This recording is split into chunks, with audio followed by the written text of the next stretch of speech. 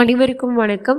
நம்ம previous year questions பற்றி daily பார்த்துட்ருக்கோம். அதில் டே 7ல் இன்றைக்கி யாரை பற்றி பார்க்க போகிறோன்னா தேவநேய பாவாணர் பற்றி பார்க்க போகிறோம். ஏன் அப்படின்னா 2024 கேட்கப்பட்ட குரூப் 4ல் இவங்களை பற்றி மட்டுமே 2 கொஷின்ஸ் கேட்டிருக்காங்க. அதனால இவங்களை பற்றி கொஞ்சம் பார்க்கலாம். கூறிய கூற்றுக்கள் ஒரு சில கூற்றுக்கள் என்னென்னு பார்க்கலாம்.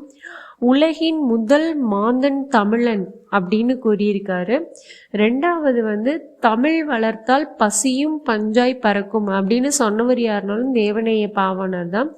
எனக்கு வறுமையும் உண்டு, மனைவி மக்களும் உண்டு, அவற்றோடு மானமும் உண்டு அப்படின்னு கூறினவர் யாருன்னா தேவநேய பாவாணர் தான்.